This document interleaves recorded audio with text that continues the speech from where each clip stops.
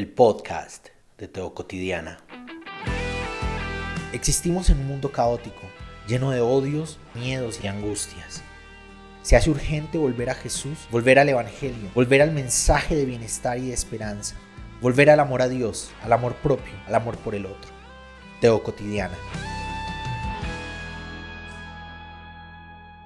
Hoy comencé el día mirando las redes sociales y hay un montón de gente hablando sobre los Reyes Magos. Claro, estamos justo en la época en que se celebra la llegada de los Reyes Magos y hay un montón de rituales al respecto. Hay lugares donde se celebra así gigante, masivo, como en España.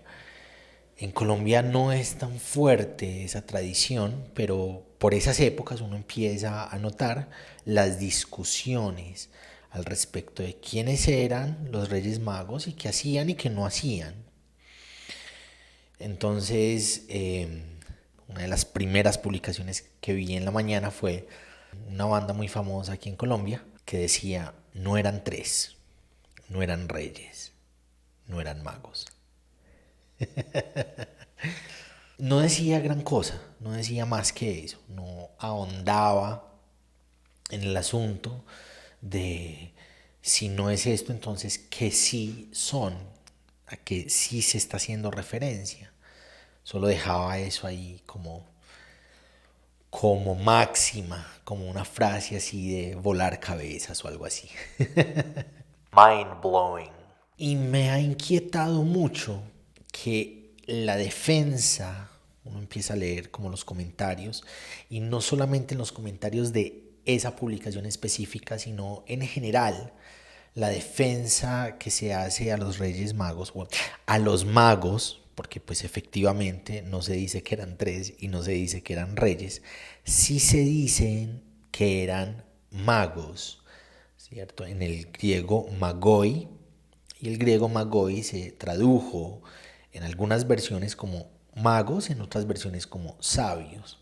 La defensa que se hace para alejar a estos personajes de cualquier ritual místico, de cualquier escenario de magia o de ritual pagano o de costumbre oscura, digámoslo así, es que eran astrónomos.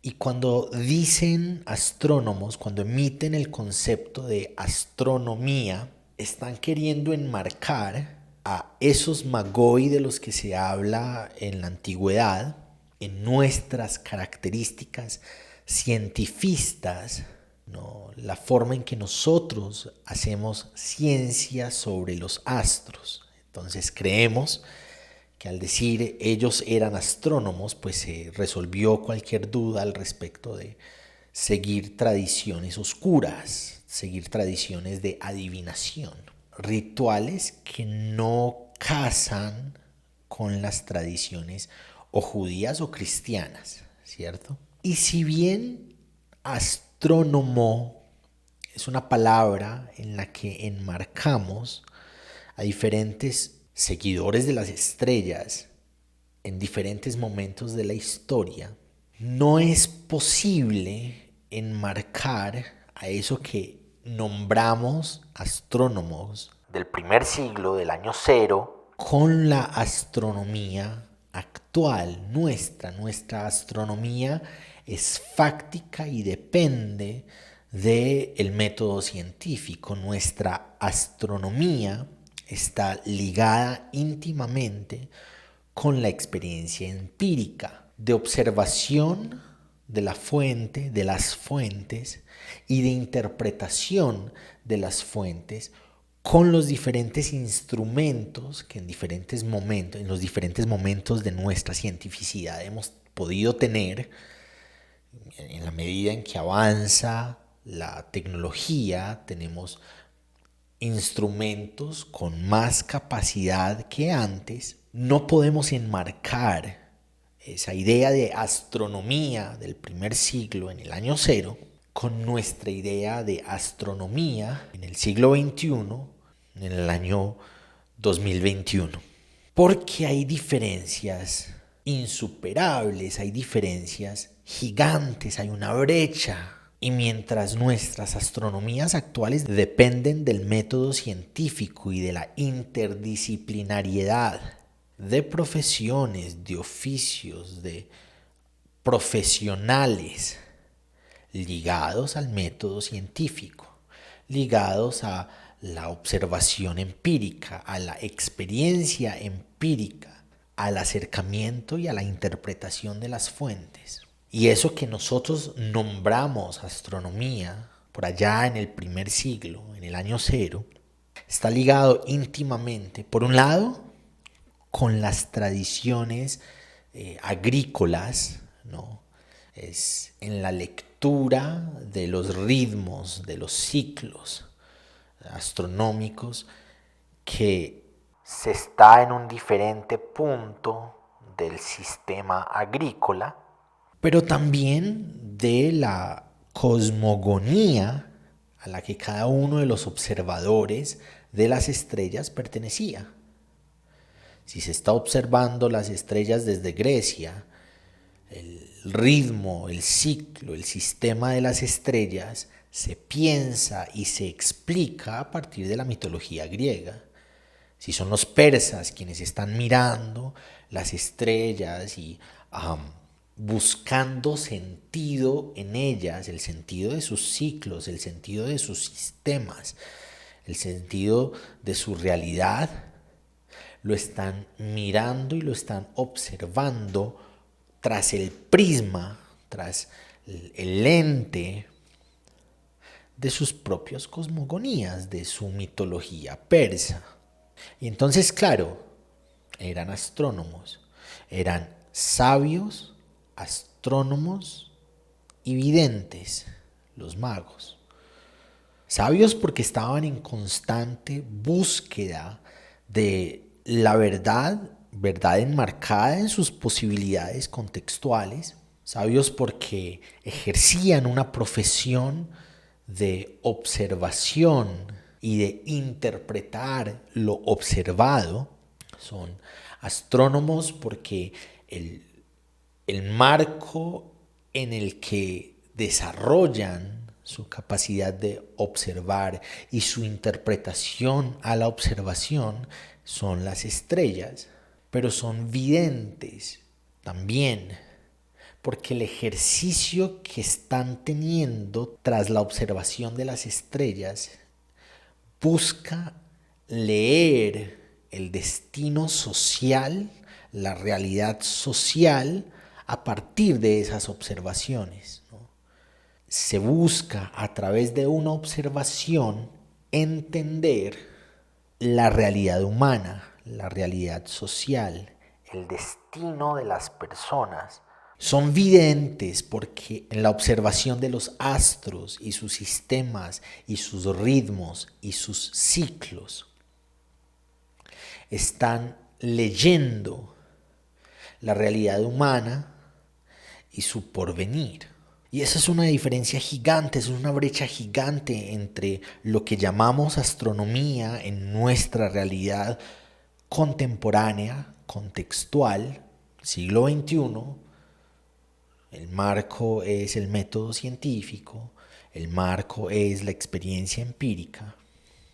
Nuestra astronomía jamás leería en algún astro, en la aparición de la luz de un astro o en la desaparición de la luz de un astro, algo acerca del nacimiento o no nacimiento de alguien en la tierra, por más Dios que represente, por más Dios que sea. Hoy se presenta, se habla al respecto de que la aparición de la luz en una estrella, para que llegue a nosotros, tiene que durar millones de años. Y si la luz de una estrella se apaga, para que nosotros dejemos de percibirla en el cielo, tiene que pasar millones de años. No sé mucho al respecto. Pero jamás nuestras observaciones astronómicas nos llevarían a pensar que hay alguien naciendo en un lugar específico y que ese alguien es un rey. Los Reyes Magos en la época de Jesús sí Los magos en la época de Jesús, porque no eran reyes, ni eran tres, sí creo que eran magos. Los magoi, la palabra griega que traducimos o sabios o magos, si vieron que había un rey que estaba naciendo, entendieron en la observación de los astros que había un rey que estaba naciendo y fueron a darle honra a ese rey, fueron a darle regalos a ese rey. Y en las narraciones hay un montón de irregularidades ocurriendo.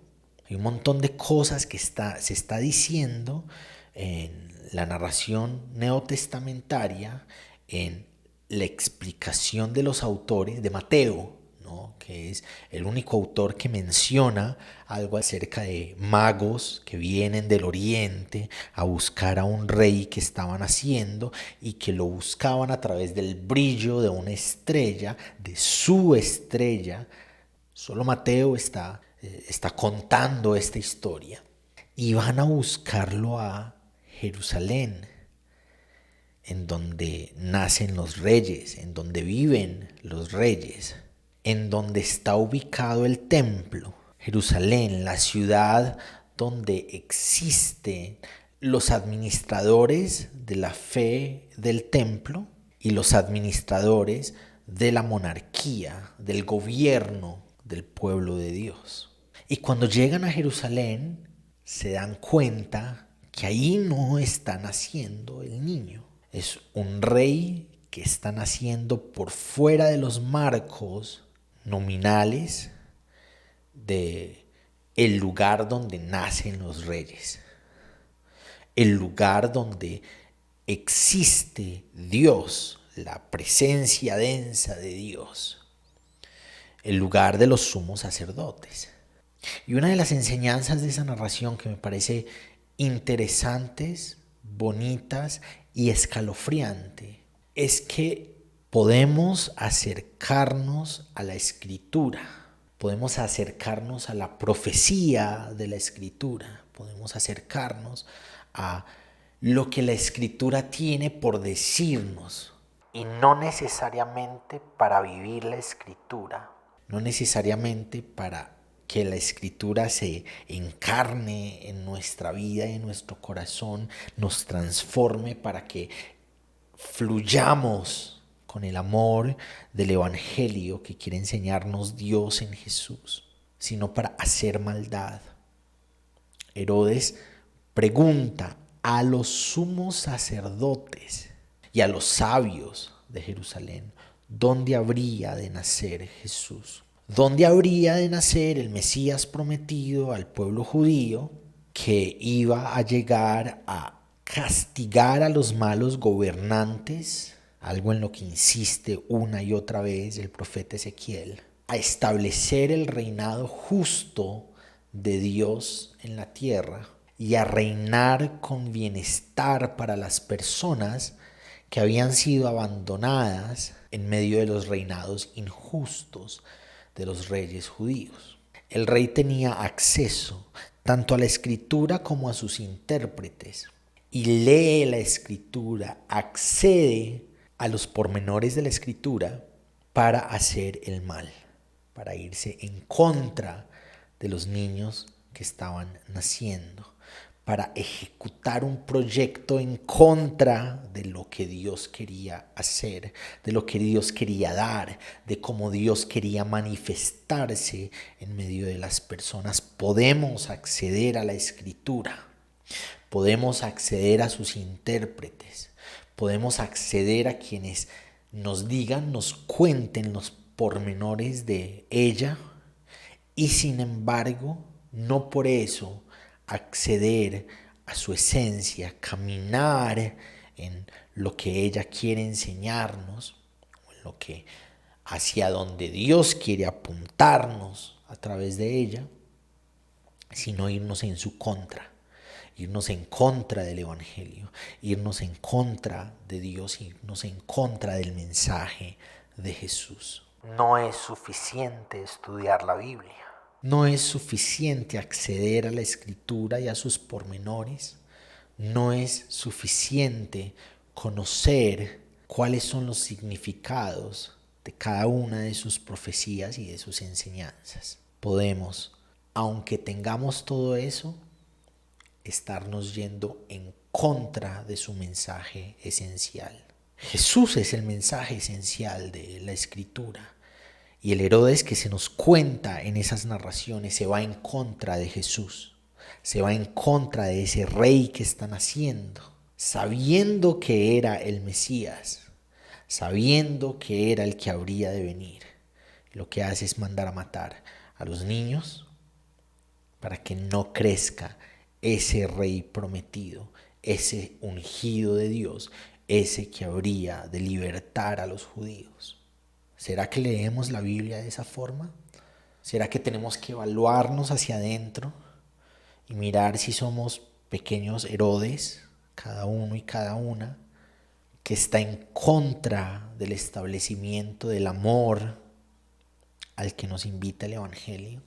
Y estos magos, estos magoi, estos sabios, astrónomos, videntes, a veces cambiaría la palabra videntes por adivinos, se dan cuenta de lo que está pasando, se les es anunciado, caen en la cuenta con todo y lo sabio que son, en esa sabiduría que tienen, se les hace saber, se les hace notar que Herodes quiere hacer algo malo. Entonces se hacen los locos y no vuelven donde Herodes a contarle sobre el nacimiento del niño, del niño rey, sino que se van por otra parte.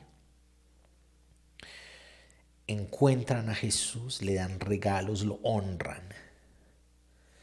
Son de Oriente. Tienen rituales de adivinación. Eso es lo que están ejecutando al mirar los astros, al seguir la estrella, al buscar al rey anunciado en esa estrella. Están ejecutando rituales de adivinación en la observación de las estrellas. Rituales prohibidos por la Torá. Acciones que en la Torá no tienen lugar. Rituales ajenos a los rituales judíos. Rituales ajenos a lo que luego van a enmarcar los movimientos cristianos, ¿no? Las comunidades de la fe, de seguidores de Jesús, de la familia, de quienes siguen y se anexan al mensaje de Jesús. Son adivinos que vienen de Oriente, son adivinos paganos, adivinos incircuncisos, personas que no hacen parte, no se conectan con las tradiciones nominales de las religiones verdaderas, entre comillas, ¿no? Y dentro de sus rituales ajenos a la religión judía, dentro de sus rituales ajenos a la religión cristiana, de quienes estaban escribiendo las anécdotas del Evangelio y las estaban compilando en narraciones, y estos magos paganos en ese ritual ajeno encontraron la forma de caminar hacia el rey que estaban haciendo.